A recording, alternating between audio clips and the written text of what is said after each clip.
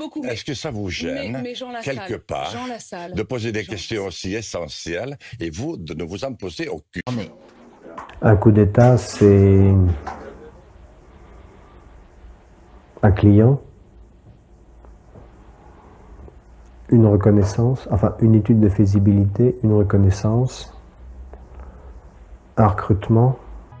Quand j'ai travaillé avec les enfants soldats au Congo, il y a beaucoup d'enfants soldats qui sont tués et ceux qui ne sont pas tués sont psychologiquement massacrés.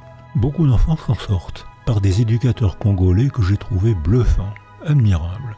Comment ils ont fait pour s'en sortir? Le sport, la danse, le jugement, la fierté.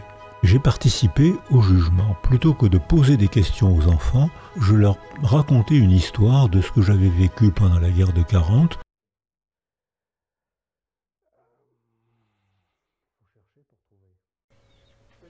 Tomates, bananes, rien n'est trop bon pour Pierrot, l'un des meilleurs coqs de Louvre.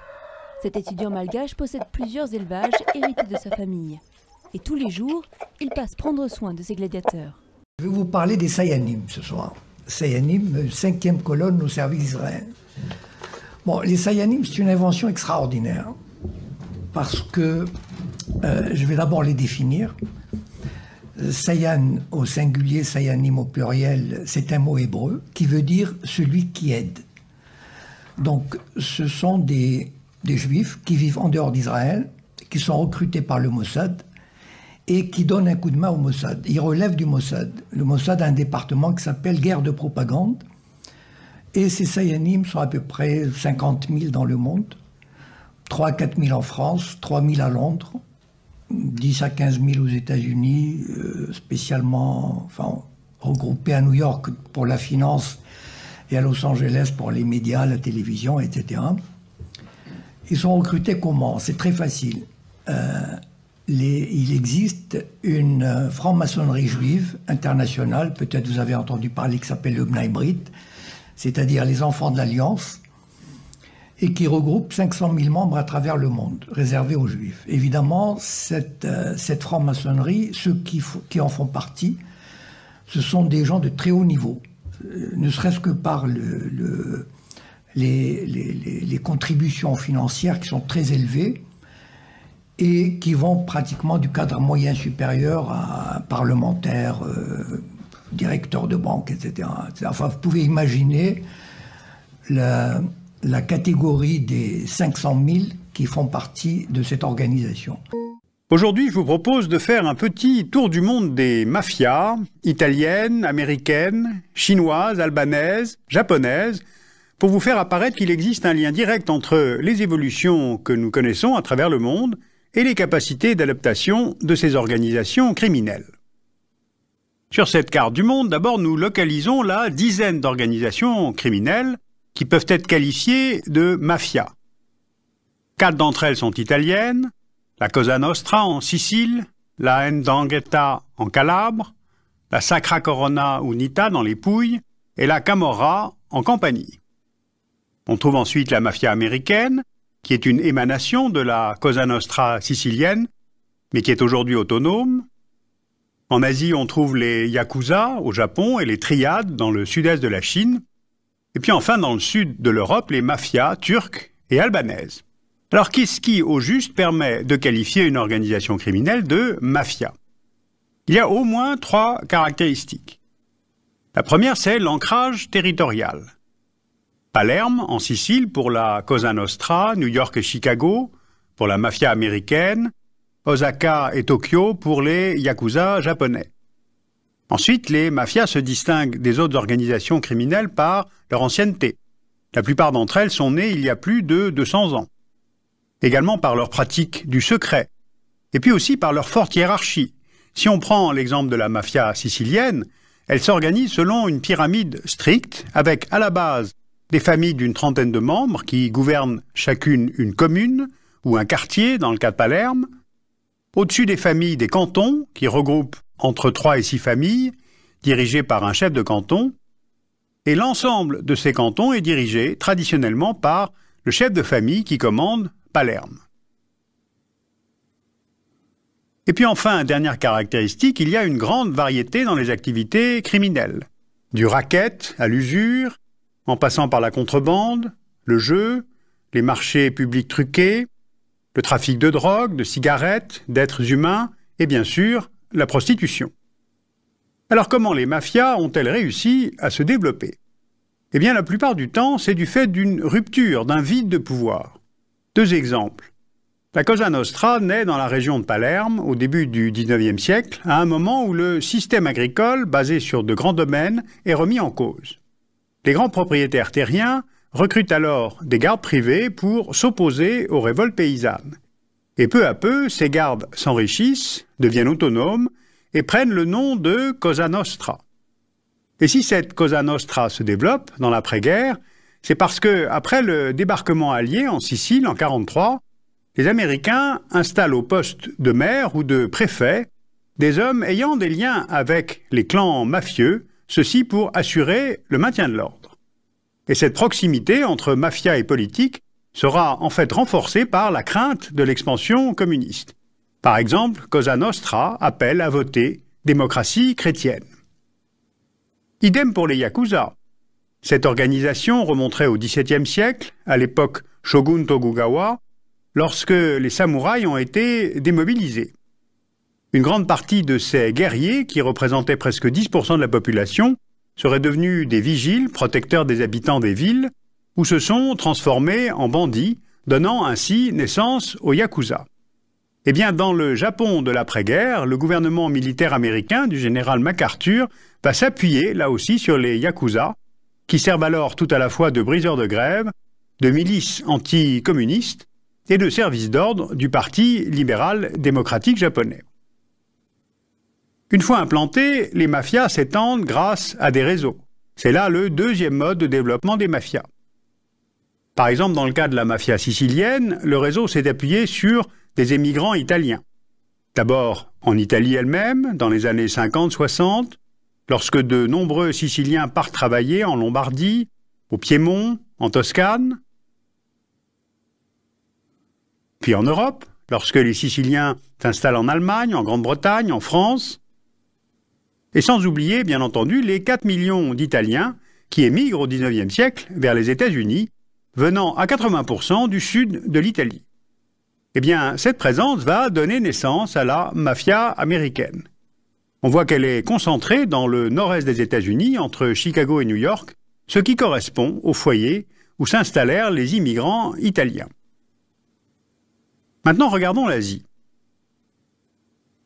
Les triades, c'est-à-dire les mafias chinoises, sont au XIXe siècle plutôt concentrées à Hong Kong et dans la province du Fujian, et elles vont suivre là aussi les migrations des Chinois.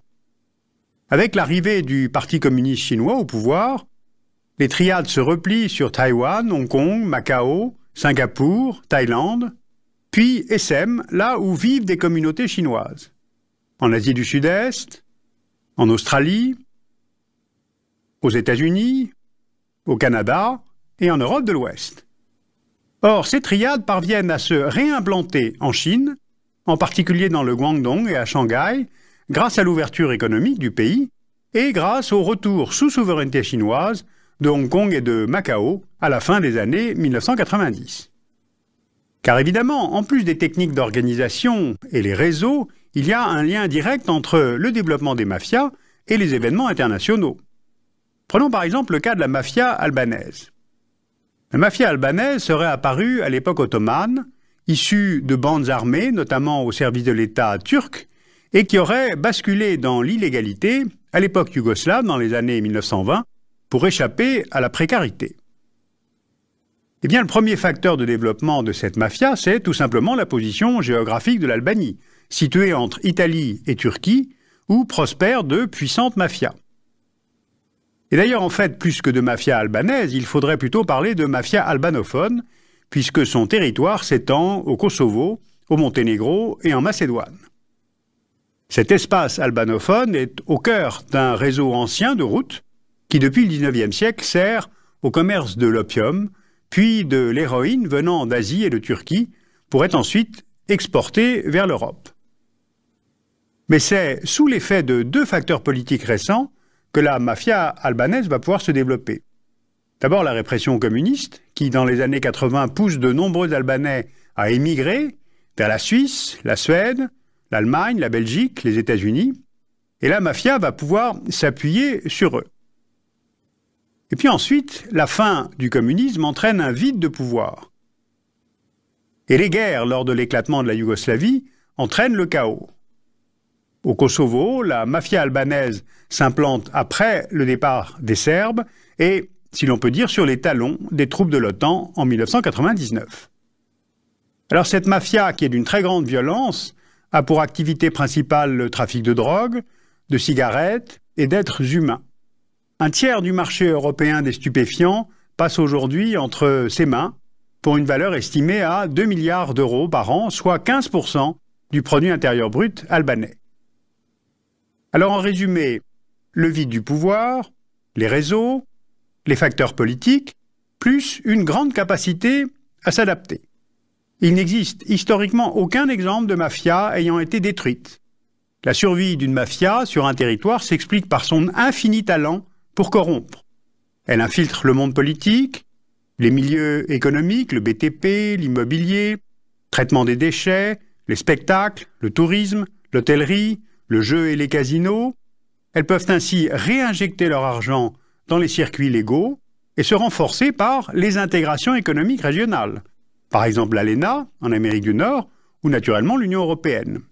D'ailleurs, si la mafia sicilienne se concentre aujourd'hui sur la Sicile, c'est pour qu'elle puisse profiter des subventions européennes qu'elle détourne par le trucage des marchés publics. Les mafias réinvestissent leurs profits venant du crime vers des entreprises légales et utilisent le capitalisme moderne en gangrénant une partie de l'économie mondiale. Voilà ce petit tour des mafias pour vous montrer en quoi cette criminalité est un phénomène qui suit les évolutions économiques et les événements géopolitiques internationaux. Si les mafias brassent beaucoup d'argent, elles produisent aussi beaucoup de précarité. Elles ne créent pas d'emplois, elles ne redistribuent pas. Donc cette organisation est totalement dédiée à la défense d'Israël. Et quand le Mossad a besoin de quelqu'un, eh ben, il va au Bnei Brit, il consulte la liste et il lui demande « Est-ce que tu veux devenir Sayan ?» Et pour l'autre, c'est un honneur de le devenir. Que tu sois musulman ou non, noir ou blanc, femme ou homme, jeune ou vieux, nous avons tous ce même besoin de savoir pour quelles raisons nous avons été créés. Nous, ce monde et tout ce qu'il contient. Une seule réponse, at-tawhid, l'unicité. Pourquoi ? Car qu'existait-il avant cette création et qu'existera-t-il après cette création ? Allah, subhanahu wa ta'ala, il est celui qui a créé le temps sans y être lui-même concerné. Il a créé les anges qui ne désobéissent pas, les démons qui ont toujours corrompu la terre. Puis, dans une science que seul Allah détient, il créa l'être humain.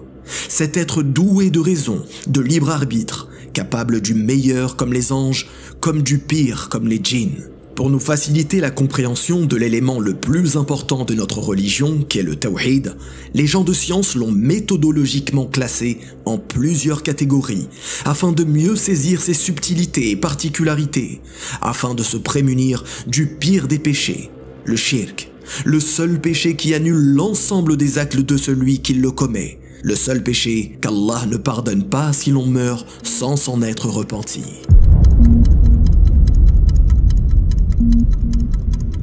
Si je devais te demander les attributs d'une voiture, d'un iPhone ou de ton plat préféré, tu me le décrirais selon des attributs très précis et détaillés, de façon factuelle ou sentimentale. Eh bien, sache qu'Allah te fasse miséricorde, que ton Créateur n'est pas seulement celui qui a tout créé. Il n'est pas seulement celui que nous devons prier, non. Ses noms et attributs sont multiples, nombreux et impliquent énormément de choses importantes dans ta vie au quotidien qui font de lui le seul digne d'adoration, Allah. Mais attention, il y a deux types de noms et attributs. Le premier type, ceux dont les créatures peuvent être aussi concernées. Il faut alors avoir la conviction que rien ni personne sur cette terre ou dans l'ensemble de la création ne peut égaler Allah dans ses noms et attributs. Alors, ici à la demande presque générale, nous venons de parler de la sorcellerie et des démons. Sur ce, je vais demander qu'on m'amène la Gemara à traiter brachot. page 6. 6a. Tania, c'est une braïta, un enseignement du temps des Tanaïm, donc 1er, 2e siècle de l'ère chrétienne. Abba Binyamin Omer, dit Abba Binyamin, il malen itna reshut lain lirot, si avait été donné l'autorisation aux yeux de voir. En kol breya yachol amod mipna mazikin, aucune créature peut survivre aux mazikin. Mazikin, ce sont les démons. Donc ils sont là, mais bon, Hachem, on ne les voit pas. Amar Abaye, a dit Abaye, Inu nefish minan, ils sont plus nombreux que nous. Vekaima alan ke kisla le ugia. Ils nous entourent comme un sillon autour de l'arbre. Vous savez, quand à l'époque ils avaient planté un arbre, ils faisaient autour une sorte de monticule comme ça, circulaire, autour de l'arbre, pour pouvoir mettre de l'eau dedans.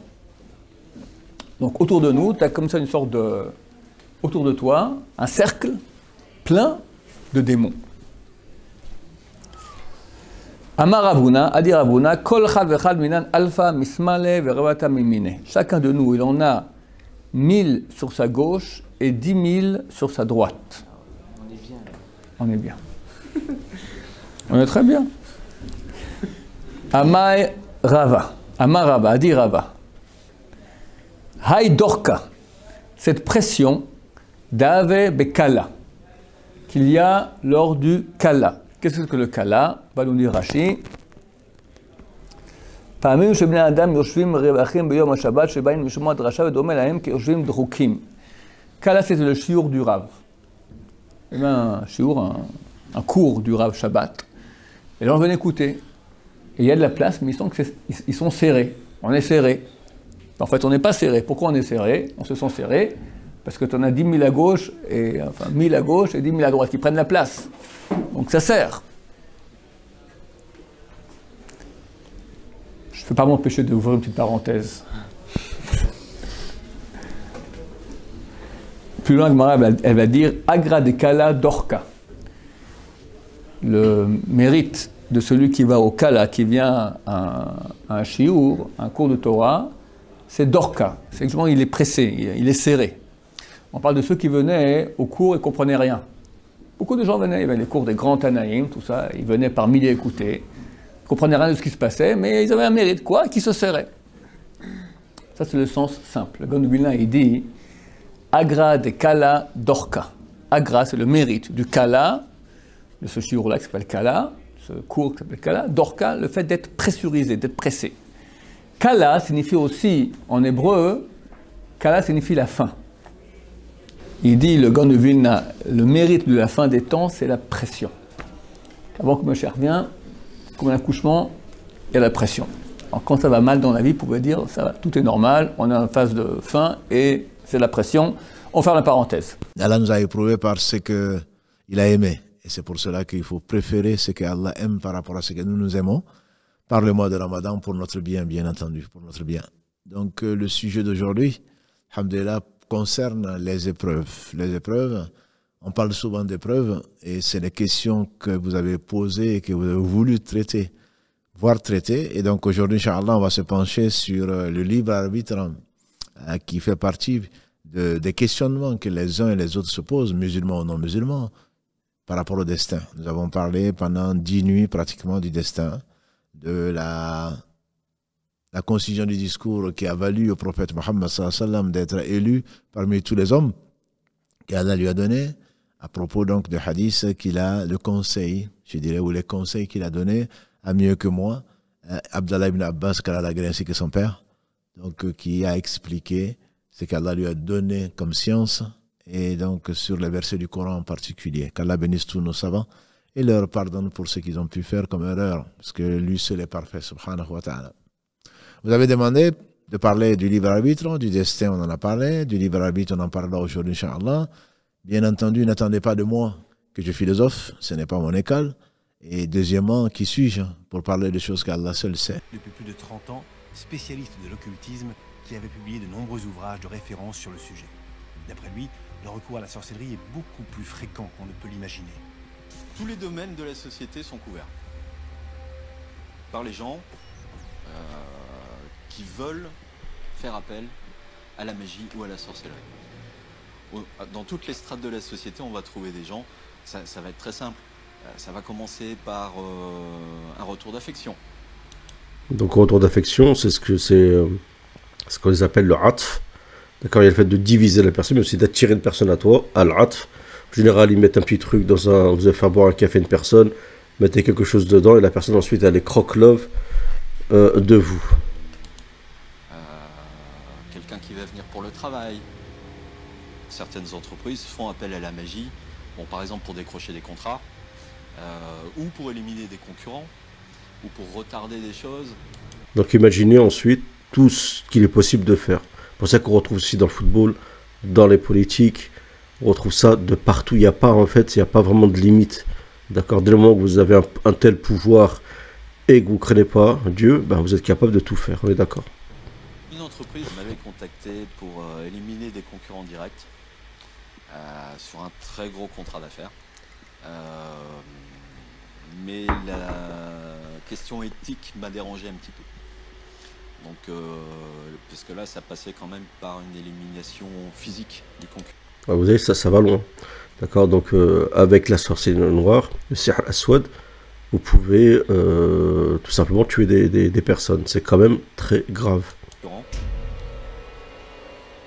Un autre sorcier connu sur Paris, enfin qui était... Sur Paris, un autre sorcier connu sur Paris. Hein.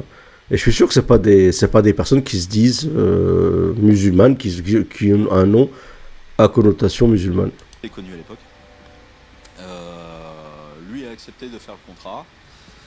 Le fait est que, bon, il a eu quelques résultats, bien évidemment, pas ceux escomptés par l'entreprise, parce que de l'autre côté, les concurrents étaient africains. Ils avaient aussi leur méthode et certainement des gens très puissants en Afrique, puisqu'il existe des gens très puissants en Afrique, surtout au Bénin. Et à mon avis, il y a eu un retour de moment. Donc voilà, donc il y a même des contres, mais de personnes qui font des sihr pour se protéger. Donc des fois, ça fait sihr contre sihr, subhanallah. Et quand on dit sihr contre sihr, c'est en fait shayatin contre shayatin. Des fois, il y a des shayatins qui sont bien puissants, plus que d'autres shayatins. Allah al-musta'an. Donc voilà, donc les gens qui disent oui...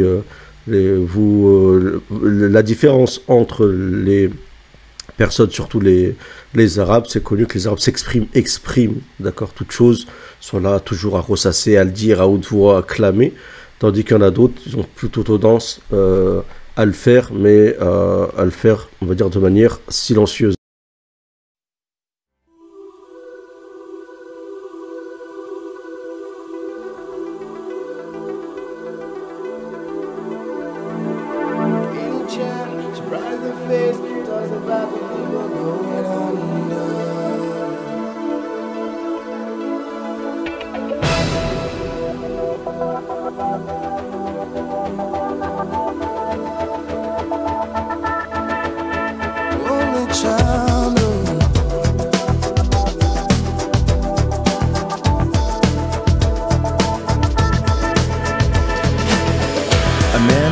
After 70 years, that what he goes there for is to unlock the door.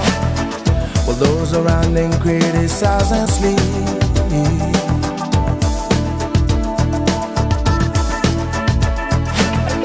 And through a fractal on a breaking wall, I see you, my friend, and touch your face again. Miracles will happen as we dream.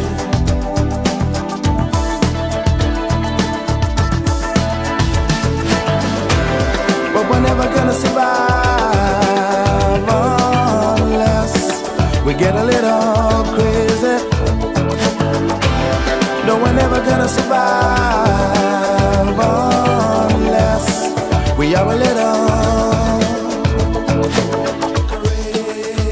crazy. Yellow people walking through my head. One of them's got a gun to shoot the other one. They were friends at school.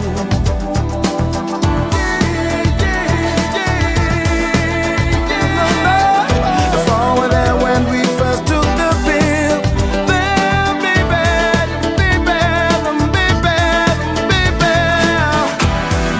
miracles will happen as we speak.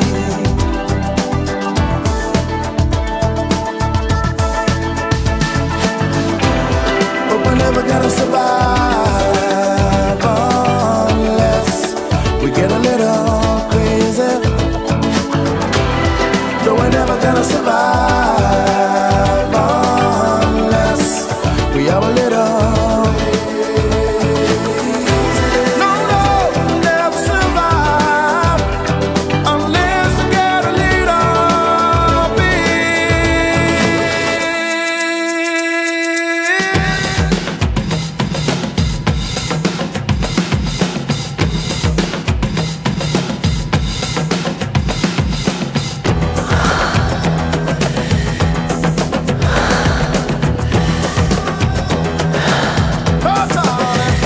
In a sky full of people, only someone to fly. Isn't that crazy? In a world full of people, only someone to fly. Isn't that crazy? Crazy. In a heaven of people, there's only someone to fly. Isn't that crazy? Oh, babe. In a world full of people, there's only someone to fly. Isn't that crazy? Isn't that crazy? Isn't that crazy? Oh, but we're never gonna survive unless we get a little crazy. No, we're never gonna survive unless we are a little. But we're never gonna survive unless we get a little crazy. No, we're never gonna survive unless we are a little.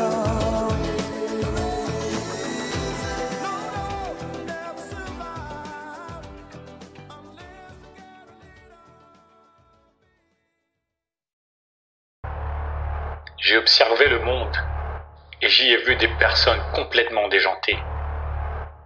Du moins, c'est ce que l'on pourrait croire en ignorant leur culture, leurs coutumes ou leur religion. Ils rendent un culte de tout leur cœur en se peignant le corps et le visage, en portant des costumes ridicules. Ils chantent, ils dansent.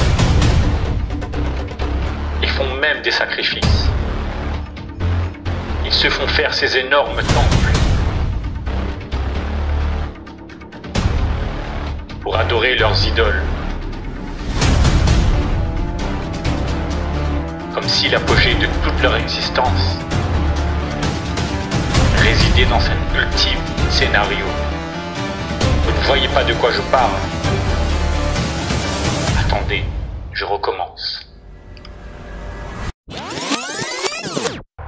J'ai observé le monde et j'y ai vu des personnes complètement déjantées. Du moins, c'est ce que l'on pourrait croire en ignorant leur culture, leurs coutumes ou leur religion. Ils rendent un culte de tout leur cœur en se peignant le corps et le visage, en portant des costumes ridicules. Ils chantent, ils dansent, ils font même des sacrifices.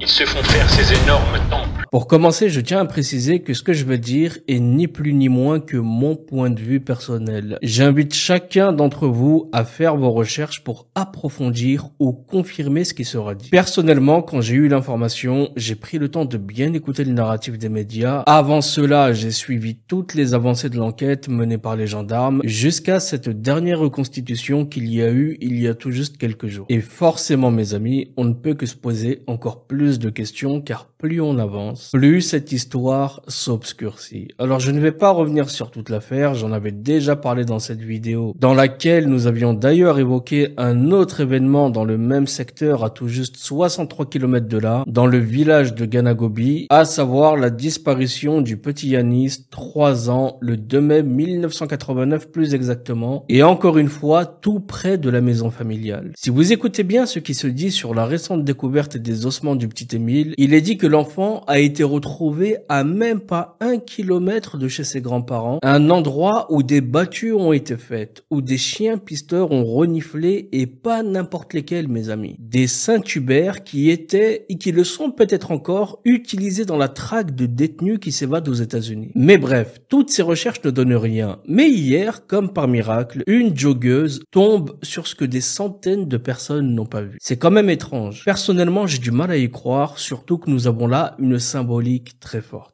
Un crâne découvert en plein week-end pascal. Ça fait beaucoup. Alors je sais que beaucoup vont dire qu'il est encore trop tôt, qu'il faut attendre les conclusions de ci, de là, mais non. Vous pouvez attendre ce que vous voulez de ces personnes qui depuis toujours mentent. Mais personnellement, mon idée est toute faite. Je rappelle une fois de plus l'affaire Lola dans laquelle des témoignages plus qu'importants ont été apportés suite à sa mort. Un proche de la Dabia a bien précisé qu'avant qu'elle s'en prenne à la petite, elle voyait des personnes peu recommandables qui l'ont poussé à faire cet acte satanique, disons les choses. Et bien sûr, ceci n'excuse en rien son geste, soyons clairs, mais je veux dire, où sont ces personnes? Pourquoi la justice ne s'est jamais penchée sur leur cas? Surtout qu'on a de très grandes zones d'ombre dans cette affaire. Du sang prélevé qui disparaît, des inscriptions sur son corps. On s'aperçoit que la gamine, et c'est aujourd'hui confirmé, qu'elle a été visée à cause de ses particularités physiques. Idem pour la petite Madi Makan, rappelez-vous. Comment peut-on faire disparaître des corps avec autant de facilité? La petite Madi, et c'est maintenant de notoriété publique, portait également ses particularités d'enfant qu'on sacrifie dans des rituels. Et c'est Georges Fenech lui-même qui le confirmera chez Hanouna. Donc avant de me traiter de dingue, tournez-vous vers lui. Sans parler de ce cliché qui, étrangement, a été coupé par tous les médias. Photo du petit Émile dans laquelle on voit là encore cette particularité au niveau de sa main. Et je sais mes amis, j'évite d'être trop précis car YouTube me strike facilement en ce moment. Mais cessez d'avaler tout ce qu'on vous raconte aussi facilement. Ces enfants ne disparaissent pas sans raison. On focalise sur le grand-père, je veux bien, mais pourquoi seul le crâne de l'enfant a été retrouvé? Où est le reste du corps? Qu'est-ce que là où les personnes qui sont derrière cet acte ignoble tentent de camoufler? C'est des questions qu'il faut se poser mes amis. Je suis comme vous, j'observe, j'analyse, mais je ne veux pas avaler des choses parce qu'on me les vend comme évidentes. Faites fonctionner vos méninges. Un nombre incalculable de chiens renifle la zone durant des mois. Un nombre incalculable de personnes s'organisent pour faire des battues. Ça ne donne rien. Et puis un beau matin, une joggeuse passe par là et par pur hasard trouve le corps 9 mois plus tard, alors que des gens ont fait des nuits blanches à se creuser la tête pour savoir dans quel moindre petit recoin ils auraient peut-être oublié de chercher pour y retourner le lendemain. Soyons sérieux mes amis. J'ai même pensé à un scénario sombre, celui d'une personne qui serait à l'origine de la mort du petit, qui serait venue déposer quelques restes de l'enfant pour la fameuse chasse aux œufs. Et je suis très sérieux quand je vous dis ça. Rappelez-vous de l'affaire Grégory, du corbeau, et surtout de la teneur des messages qui étaient envoyés par ce dernier. Des gens capables de ça sont bien présents parmi nous. On en croise chaque jour. Alors bien sûr, on pourrait apprendre dans les prochains jours, voire les prochains mois, que le grand-père serait derrière la mort du petit. Mais j'aimerais souligner que dans ce même secteur, et plus précisément à Castellane, il y avait une très grosse secte, très connue des gens du coin. La secte se nommait le Mandarum. Une secte qui mélangeait diverses religions. Et quand on voit la symbolique sur la grille d'entrée, je suis désolé mais on sait où on met les pieds.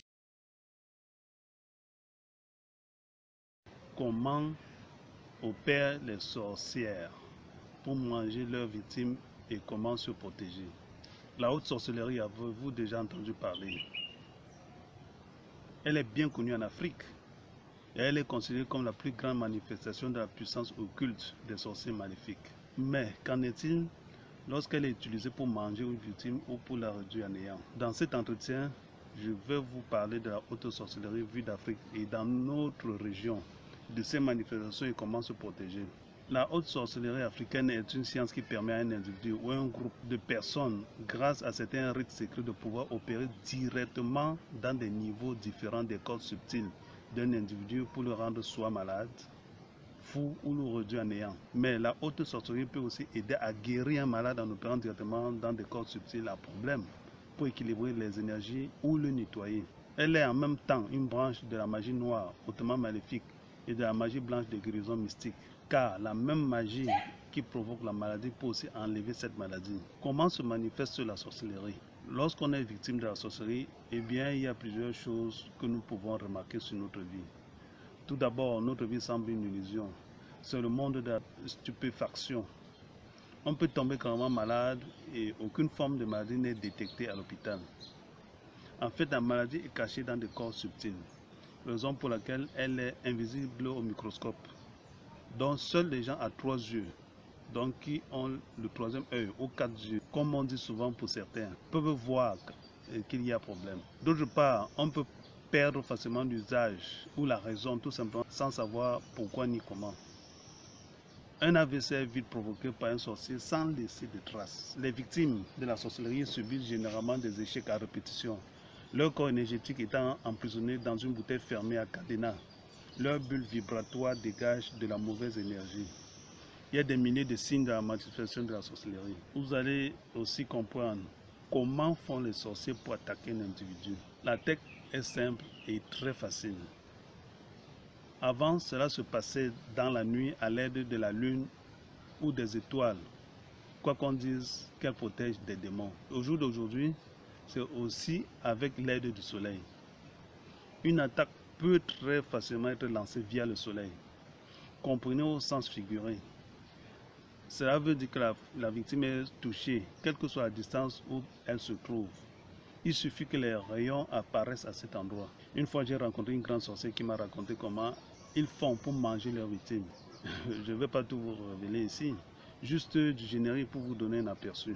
Le truc est simple, il faut que le sorcier ait un objet qui appartient à sa victime pour créer un contact sur le plan subtil. Cela peut être un tissu, une photo, les restes du corps, de la salive, le sang, les rognures d'ongles ou tout simplement le nom. Et oui, un nom suffit pour un grand sorcier. Par des procédés bien maîtrisés, ils peuvent alors attaquer plusieurs corps subtils de la victime à distance. Ils peuvent par exemple enfermer le corps éthérique ou encore appelé corps vital. Entre parenthèses, c'est le corps qui vitalise les activités du corps de la chair de leur victime dans une sorte de boîte pour rendre malade en créant un déséquilibre énergétique, le rendre fou ou en emprisonnant son corps mental, entre parenthèses le corps des pensées, de la conscience, du raisonnement, ou même le tuer en provoquant la rupture du cordon d'argent, entre parenthèses, lien qui maintient tous les corps subtils ensemble. Ils décident du sort de la victime pendant une réunion nocturne. Ils siègent comme dans un tribunal moderne. Ils prennent une décision à l'unanimité. Si leur victime a vraiment commis un délit selon eux, alors la peine est prononcée selon le plaignant qui n'est autre qu'un des leurs. Quand ils décident de la mort de la victime, son corps éthérique est emprisonné dans leur mort. La victime tombe malade dans son corps physique et souffre.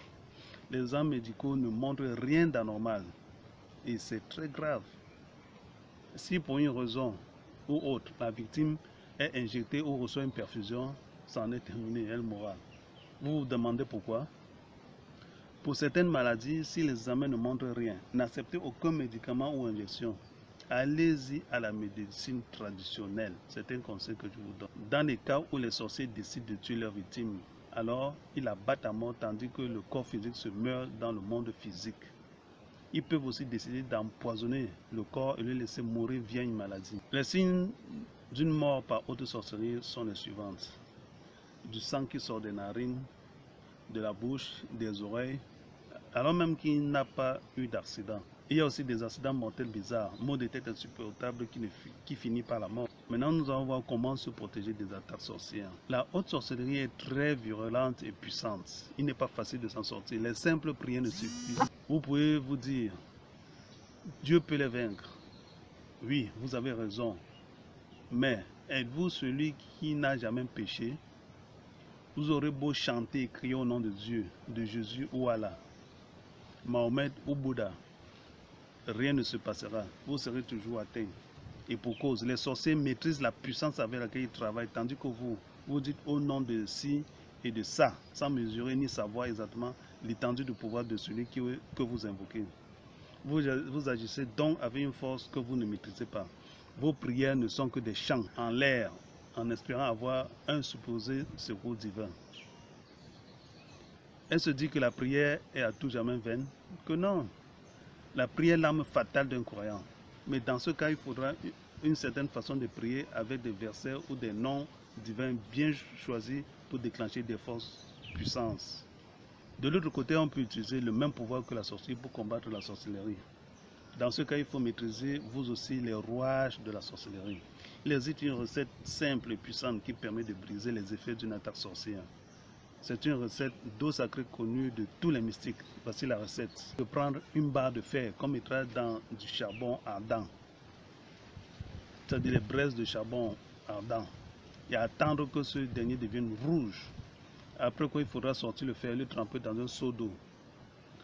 En disant cette formule magique connue de tous, que la passion s'éteigne en toi, comme l'eau a refroidi ce fer. Ensuite, il faudra se laver de cette eau magnétisée, donc vous le faites dans un seau d'eau, un seau d'eau de bain. C'est une technique qui marche pour briser les blocages et guérir les maladies telles que l'hypertension, le diabète, le paludisme, etc.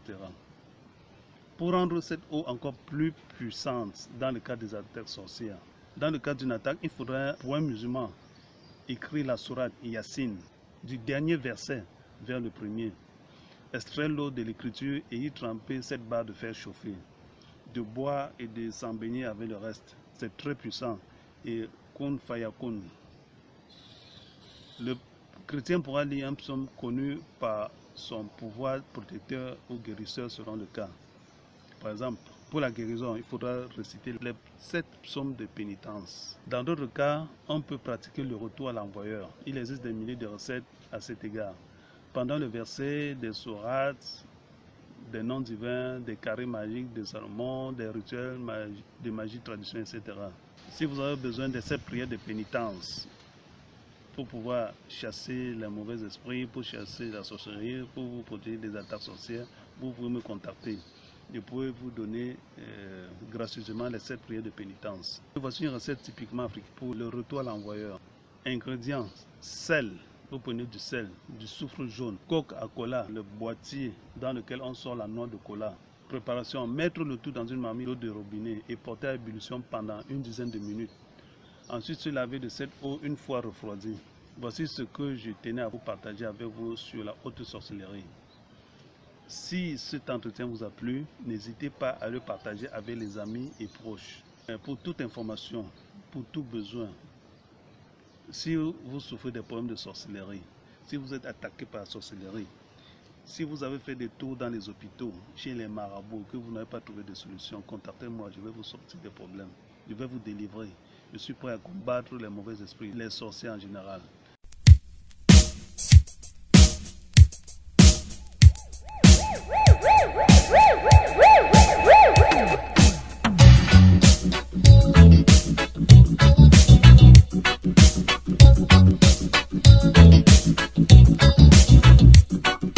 Super